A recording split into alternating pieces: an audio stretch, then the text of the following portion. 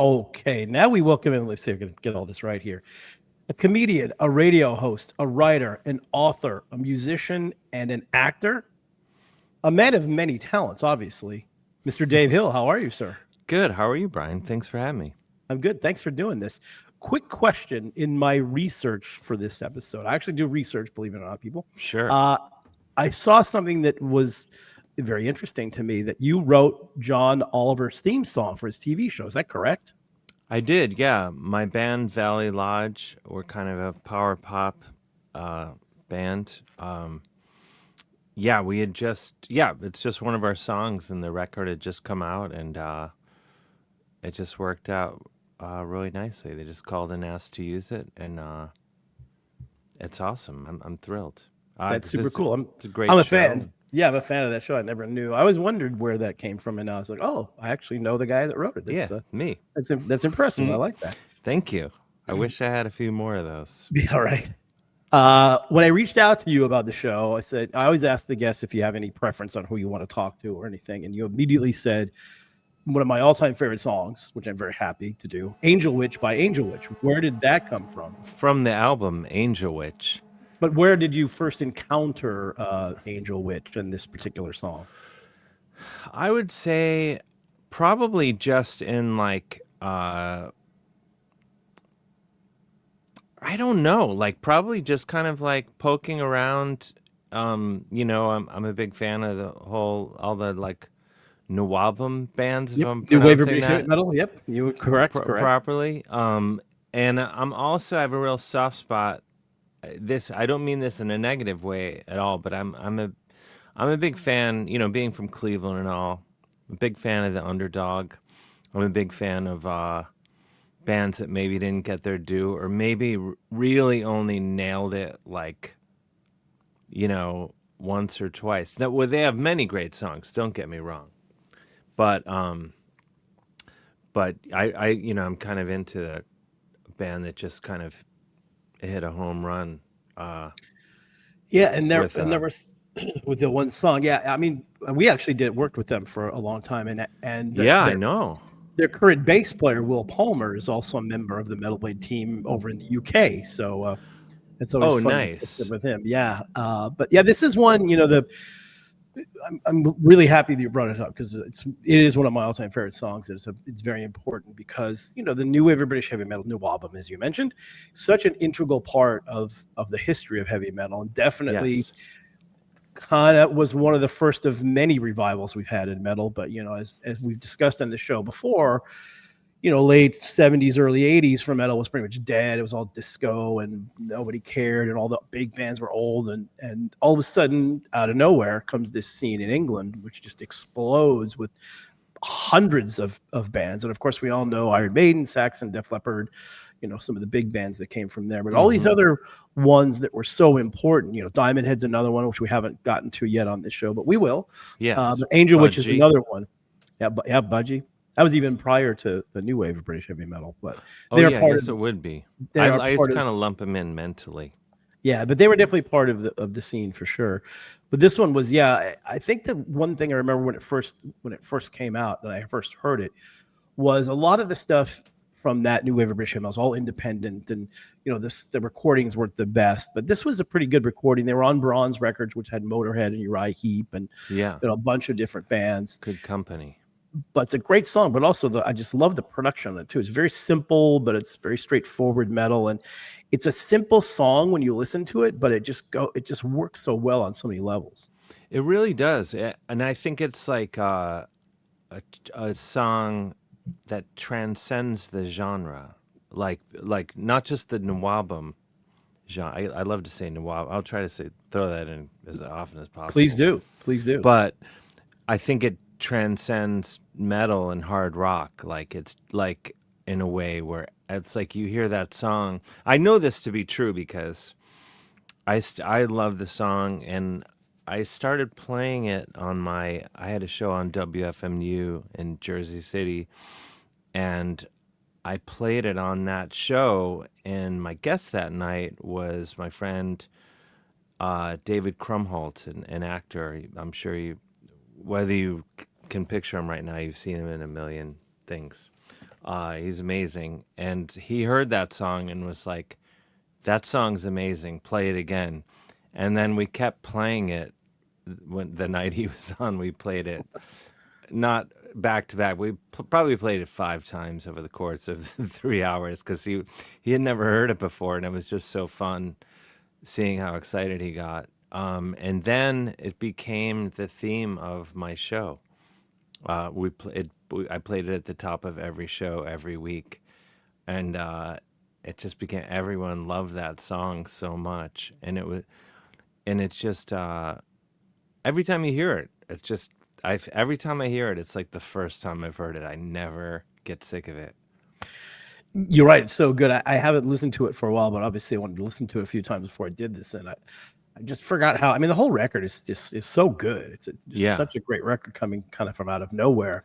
But this song in particular, it's so catchy. I mean, this could have easily been a radio hit if it was came out, at a different time with a different backing sort of thing, different yeah, team around them probably. But such a great song, and certainly a lot of people, anybody that follows that scene and knows that scene, this is clearly one of the top songs. yeah. It's amazing, and yeah, that is kind of. I mean, I would love it if it were, you know, a massive hit, but I kind of root for it. The fact that it didn't get its due, kind of like what I was saying earlier. It just kind of like slipped through the cracks, And I mean, the band never. It's kind of never really got its due, and yeah, it's just such a great. I mean, I feel like I don't know. I was gonna say if some band magically put that song out today, I'm curious what the Right. reaction would be. There's It's definitely such been some covers of it, and the band's, like I mentioned earlier, Will Palmer's still a bass player. They still exist. They still play shows over, mostly in Europe. They've been yeah. active. I They think were they're on on Metal Blade tour for a right while. now. I They think might they be. maybe just finished a tour like in Germany, like because I was kind of snooping around seeing what they were up to last night on the internet.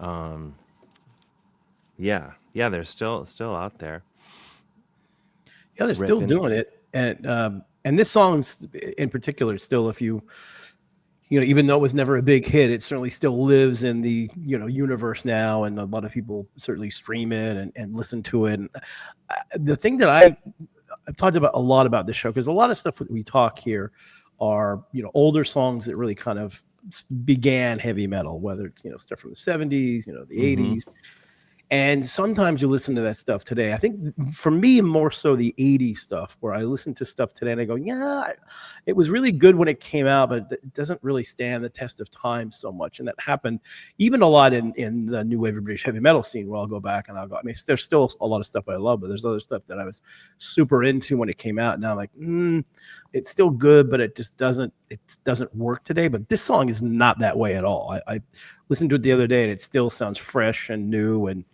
like it could Totally. it could have come out now. Yeah, it's timeless. I mean, and again, it doesn't have any like production on it that really like pins it to anyone. It doesn't have some crazy like gated snare or Yeah. anything like that. It doesn't have any weird like you know chorus on the rhythm guitar or anything like that. Even though I'm a fan of that, but um, yeah, it's just kind of timeless, awesome, and just that opening riff is just so uh, it's insane, and it's real. It's hard. It's hard to play. I was Yeah, I wanted to ask you that because I don't play guitar, but I understand it's difficult to play. And you play guitar, so I was going to ask you, how difficult is that to play? It's kind of like on the one hand it's simple, but then it's not. It kind of like it's idiosyncratic, and it kind of does like a few weird things that like you can't really just go on autopilot and play. At least I can't. I'm sure there are many people that could, but I got asked like there's a show my buddy Jim Tews here in New York, a hilarious comedian and also musician, does this show where people. Wait, no, it's another hilarious friend, Pat Byrne, both hilarious, both musicians and comedians, and they have comedians do sets and then play a song, and he's like, "We've learned Angel Witch so you can play Angel Witch, and I was I'm like, I hate to disappoint you, but I can't play it. Real like I could embarrass myself with it, but I can't. You know that. I'm sure if I sat down for an hour, I could do it. But maybe I was just being lazy. But it's hard. It just listening to it, it seems hard because there's a whole lot of stuff going on. It's that create, and it's interesting too because it's the like normally kind of songs begin a certain way with power chords or what however they, but this is like this whole almost lead style riff, but the weirdness for me is, and the uniqueness of it is that it sounds like it's a lead, but it's actually the beginning of the song, and it's interwoven in the song as Yeah, well, and it makes sense, and the song's so catchy. yeah. It's an insane intro riff. Yeah, and it is such a hook. Like I'm trying to even think of the actual solo to the song right now, and I can't really. I mean, because it has that, and then it has that other great hook like da da da da da da da da da da da da da, and then it goes up an octave. It's so badass. But yeah, it's weird. It's kind of like what's the guitar player Kevin Kevin Haymouth? Hayborn. Kevin Hayborn. Hayborn. So it's kind of this weird lick, like kind of like in the way that like Jakey Lee does all these things where you're like, okay, Hmm. I know what he's doing. And then you try it and you're like, no, I don't know what he's doing. Like he does all these weird things that people don't do. Both of them. That's a great analogy because yeah, it kind of Bark at the Moon has that sort of like fast riff Yeah, that that begins that outro, like, song.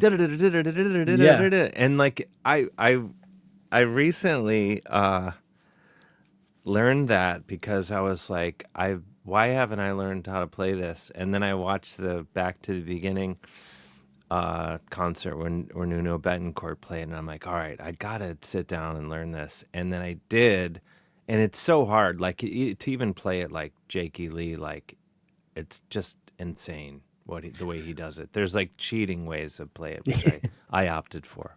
Yeah, he's an amazing guitar player, and he was around, in the early '80s when I was working at the record store. He used to come in and hang out at the record store, so I know for a fact that he knows who Angel Witch is. And I'm not saying that Yeah, that influenced his writing on Bark at the Moon, which he did write, by the way. Um, yeah. I know. uh, There's some debate, isn't there? Right? yeah, Wasn't no, he there? he definitely wrote it. I heard demos even No, I before know he then. did. So Well, like I read my favorite. I read this recently, either an interview with him or Warren DeMartini, where when they were roommates, they were like sitting watching TV, and one of them was like kind of hashing out Bark at the Moon, the other one was hashing out Round and Round. oh wow, I'm like, that's cool, pretty cool apartment. right? That would be pretty fly on the wall there, right? Yeah. Yeah, but I know Jake was into this stuff because, like I said, he used to hang out at the record store and Oh, that's bought some of awesome. that stuff too. But it's interesting you mentioned that because now that I think about it, it is very similar, and that was, I think, the unique thing for me because when you listen to stuff, I mean, maybe probably some Blackmore stuff probably has similar beginnings to songs. I can't think of anything off the top of my head, but he's that type of player. But this was definitely a unique song. And like I said, the other thing for me about listening to it back was, aside from the guitar parts, it's a very simple song. It's very simple, but the riffs are simple. It's verse chorus. The chorus is super catchy, and uh, Yeah. it's interesting because it's that dichotomy of this really intense, difficult guitar lead into the song, and then the rest of the song's just a very simple classic metal song. Yeah, totally. And even I was reading the lyrics last night because I was like, I really need to go do a deep dive on this. And the lyrics are, yeah, they're like he's like wants this woman to be into him, and so he's like the whole time like, come on. Yeah, And and then so is it a you're an wit? angel Is it? witch. Yeah, Yeah. like but then he blows it by calling her an angel witch, unless she is in fact a witch, which he wouldn't be offended. But yeah. English. Also, I'm a big fan of the hat trick of the song being named after the band from a self-titled album. Oh which yeah, that's is always a good move. all three. You're right. You're right. That is the hat trick. I didn't really think about that, but I don't think Yeah, there's a lot of that. There's Black Sabbath, I guess. Black Sabbath, Iron Maiden, right? Yeah, Iron Maiden. Although no, the record. Well, I guess the record was technically called Iron Maiden. It was just self-titled, but yeah. So you're right. Same thing with this. And then is Motorhead also? I'm trying to think. I mean, they had a song on Motorhead. I'm trying to think if they had. I think yeah, they had a record just called Motorhead as well. Yeah, you're But I right. don't know if I can't remember if it's on that album. Uh, If uh, if our oh, producers chiming in. Bad Company. yes, Bad Another good one. Company. Another good one. Yeah. I never really thought about that. Of course, being a hockey fan, hat trick, which leads me into, so I have to talk about this real quickly. For those who are watching on YouTube, you see the background. It's the Montreal Forum, classic, legendary place. But the dichotomy is, aren't you wearing a Toronto Maple Leafs jacket? I think. No, but you're close. And this is total My, coincidence that I'm another hat trick, I guess, with the hockey background. And I have someone was kind enough to send me a Flin Flon Bombers. They sent me everything actually: a jersey, T-shirt, hat, and that of course is Bobby Clark's, minor league team or junior team. junior I can't team. Yep. remember. And then I'm wearing a Toronto Marlies tracksuit. Marlies tracks. Okay. I couldn't. I saw the Maple Leaf. I couldn't tell if it was Yeah, but they're Marlies. they're the Yeah. AHL affiliate of the Maple Leafs, and I I played the national anthem at a Cleveland Monsters game a couple years ago, and they were playing the Marlies, and I'm from Cleveland, so I feel like I have a right to complain here. That I showed up. Not I wasn't expecting any special treatment, but someone knew the equipment manager, Will Burns, on the Marlies team. So when I got there, he came out with a few other Marlies staffers, and they hung out with me while I sound checked. And then he said, "Oh, he texted me, and he's like, text me when you're coming back." He gave me a backpack with the Marlies logo, and then in it was a track. Basically, he gave me all their training gear, and then they sent me a jersey signed, with my name on it. And I hope I'm not gonna get him in trouble with this. I hope, and I apologize for veering so far off Oh no, this the is. I mean, Angel look, Witch subject, but hockey is never a bad veer. You know me. yeah. So he sent me this tracksuit, and I love it. And then he texts me. He's like, "Hey, I'm gonna send you like 5 or 6 more tracksuits," and I assumed there was many different version, like a bunch of different ones. I was like, "Oh, cool!" And then he just sent me another backpack full of like 5 or 6 of the identical tracksuit. So I'm Must have set. been must have been locker room clean out time or something. That's what I think must have happened. Like they must have, but so I kept a couple, but then I felt selfish having that many identical tracksuits. So I've since been doling them out to other. I was gonna say you could have one for every day almost. I know. I mean, that would have been the thing, is to just keep a rotation. But I keep a couple in rotation, and then the rest have been I giving just out like to other people. very nice of you. I like the dichotomy of a Toronto based hockey team you're wearing and then Montreal in the background, because those two cities are not friendly hockey wise Oh, at all. yeah, absolutely not. I mean, but and I know this is a cop out ultimately, but just such a lover of the game that I am just kind of into all of. I mean, there's certainly teams that I don't like, and I wouldn't wear their uh, gear. I won't name any unless you start asking me what teams those are. Uh, but I generally, I mean, especially like retro, and then minor league and Euro teams and stuff are kind of my favorite. Yeah, we've discussed that ad Yes. nauseum for sure, because I'm the Yes. same way. And the weird thing about NHL teams are, I'm lucky enough to be friends with so many people who cover the sport and media and team members, and a couple of the teams that I don't like.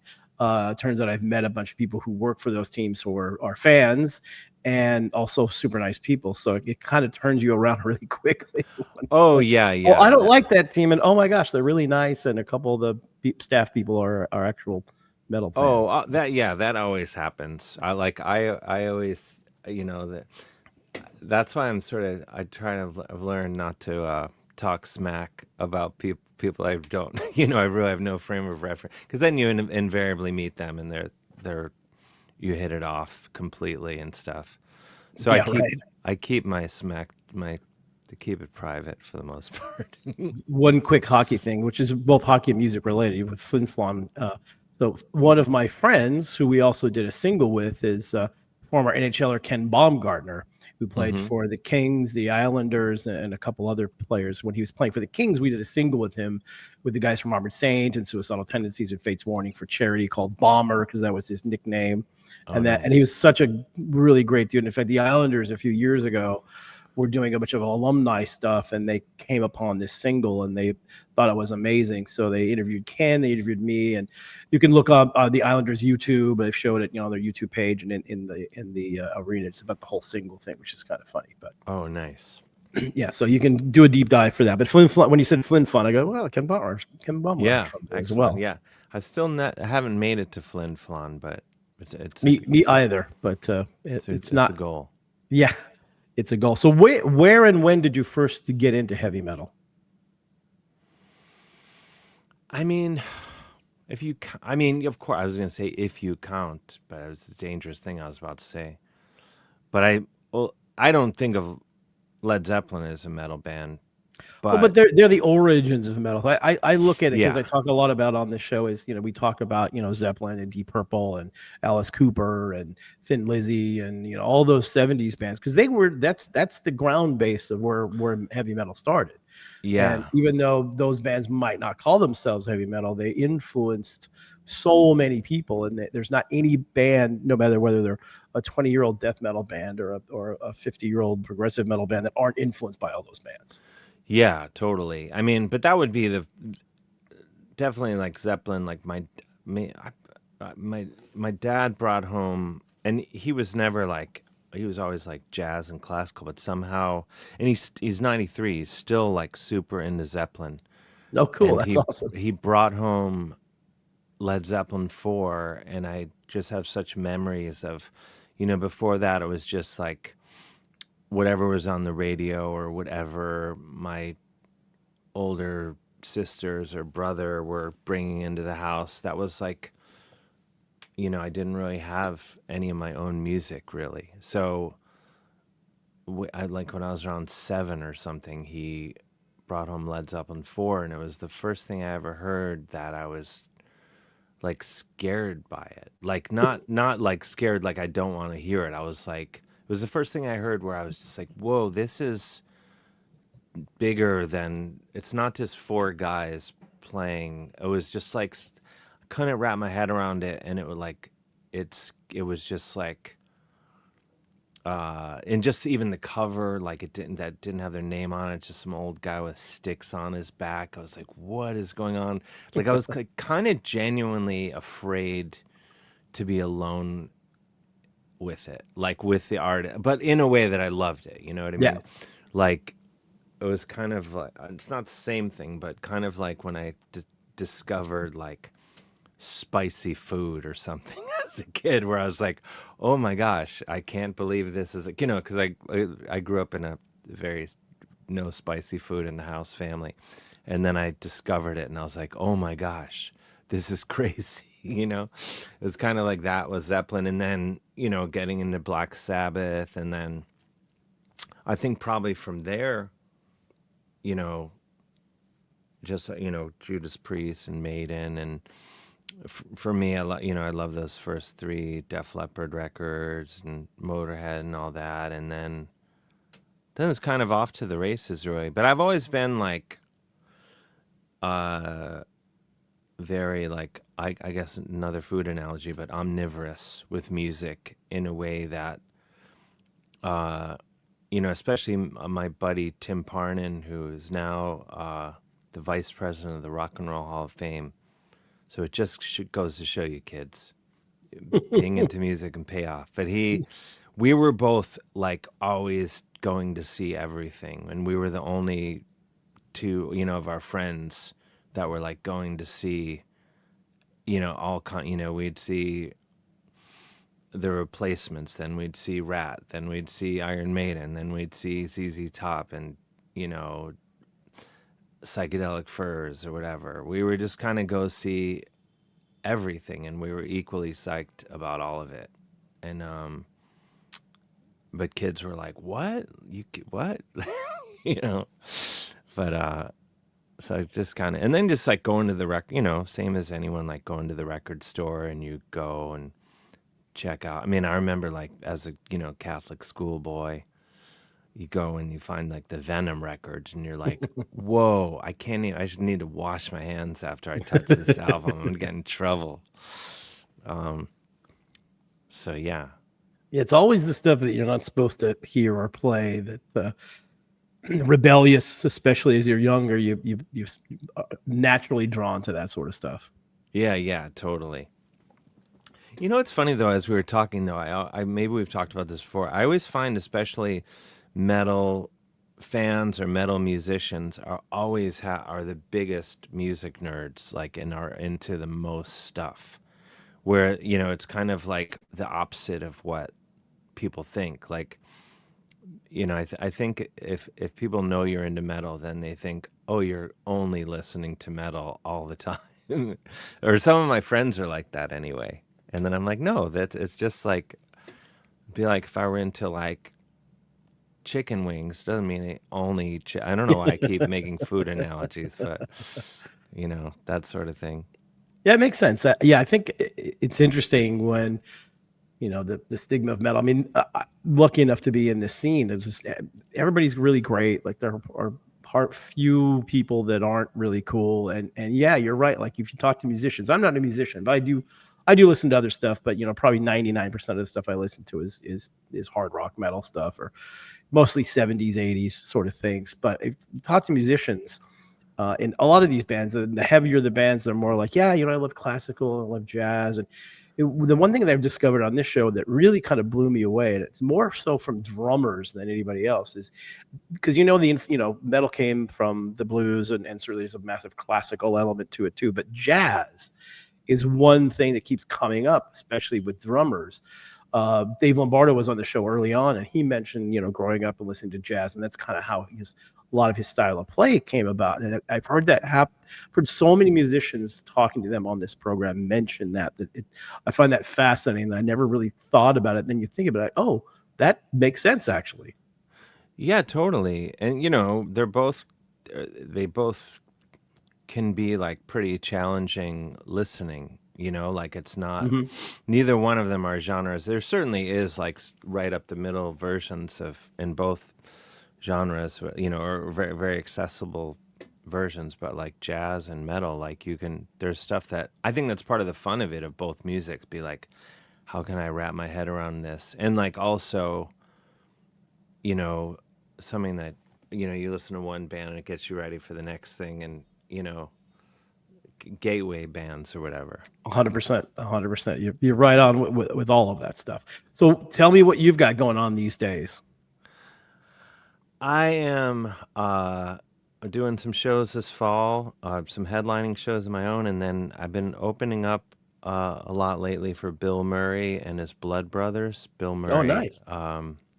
the Bill Murray that we think of when we say Bill Murray. Yeah. Is there anybody else? Come on. No, but he has a band with Mike Zito and Albert Castilla and Jimmy Vivino, and a bunch of other amazing musicians. And I've done a bunch of the shows with them this past year, and we're gonna do a handful more like next month. So I'm super psyched. I go out and I open up and I do comedy and music together, and then watch them, and they usually have me come out and play with them a little bit during their show. So I'll be doing that, and then when does this come out?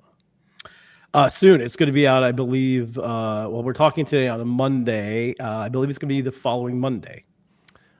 can I say something and then I have to double check with you Sure, that and you can edit it or not edit it, of course. but I think it's being announced tomorrow. I'm going on tour opening for Pussifer Oh, awesome. next year.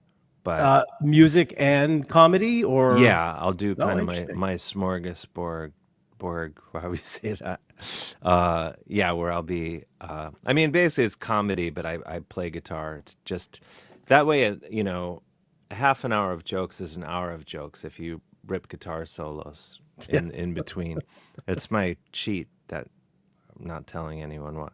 But I'll double check, but I think that's being announced tomorrow. Okay. So Yeah, it just let should me be know, safe. and we'll if we get it out, that's easy. But that's amazing. How did that come about? Um I'm friends with Maynard Keenan, and we were out. He was on tour with Primus and A Perfect Circle and Puss for I think maybe over the summer, and they Hmm. had a couple days off in New York, and he had a little get together, and I had too much to drink, as I recall. Wine, I'm thinking. Yes, well, yeah, it's completely his fault because Yeah, that's the only thing you can drink with Maynard is wine. yeah, he brought a bunch of his wine, so just out of politeness, I drank a Of tremendous course. amount of it. And but I remembered at one point he's like, "Oh, do you want to go on tour next year?" And I woke up the next day and I was like, I don't remember probably the last third of the evening except this one sentence that he asked me about. And so I texted him. I was like, "Hey, was that for real?" And he said, "Yeah." So I'm like, "All right, I'm holding you to it." So yeah, I'm really excited about that, and it's gonna be the whole country, like March, April, May, and so that yeah, I'm doing that, and then some other stuff that that I think's happening, but I don't know yet, and then I meant my first ever comic book series, Dark Regards, just came out, 4 issues on Oni Press, and it's based on the real life story of like literally like 20 years ago. I don't know why. I just started emailing black metal bands, and I accidentally emailed a black metal label in Oslo, and said I had this band Witch Taint, and it was back and forth. You can read all these emails at the blackmetaldialogues.com. That's sort of the origin story of this thing. And so the comic book series is kind of loosely based on that whole thing. And then it'll be out as a graphic novel, I think early next year. And then a new season of Axe Lords, my guitar podcast with Tom Beaujeur and Cindy Hewledge, which we've had a lot of great. Alex Skolnick was on it. We've had not metal and not metal. We've Warren Haynes, Lita Ford. They're all in the new. Oh, Alex Skolnick was first season, but lots of folks on that, and so yeah, I think I'm probably forgetting things that I'm up Yeah, to, but those are you things do that so many things and come to a mind. variety of things. It's I amazing. need to do less things, Yeah, but I keep I saying the like same doing. thing. It's Yeah, fun to do things. I mean, that's part of keep, it. keeps you busy, right? And where can they find you, socials and all that sort of stuff? All my socials, I think, are at Mr. Dave Hill, at Mr. Dave Hill, and my main one is Instagram. Pretty much, that's where I tend to try to Dang. stay away from the other ones because they get me into trouble. Yeah, I don't blame you at all on that. Well, dude, thank you so much for doing this. This is really great. Thanks for having me. I hope I did Angel Witch by Angel Witch from the album Angel Witch Yes, justice. that I that actually had to. met. I should have mentioned this. So I met. I think he's in the current lineup. But I shouldn't. Well, no, I messaged with him, I should say. But I heard from one of the guys, Tom Draper, who I think played with Carcass and is in Angel Witch, I think currently. But anyway, so that was a great thrill for me to receive actual. He's not an OG Angel Witch Yeah, member, yeah. but still. Like I said, Will's in the band, and I'll make sure. Well, I'll make sure Will hears this. Of course, he'll listen to it, but I'm going to make sure that Kevin Hayborn listens to it as well, so I get his feedback. So we'll know from the man Oh, I'll be himself. honored. Well, I gotta get a guitar lesson from him. I All right. forget what city they're from. They're from. Are they from like the Midlands? Yeah, somewhere there, but Kevin, I forget where he's living now. He's not living in the UK anymore. He's living, I don't know, like Switzerland or something, somewhere else. I can't remember where it was, but Will was telling me about that. So Sweet. cool. All right, well, I got to hang out for a couple minutes because we got to upload this thing. So Okay. you can't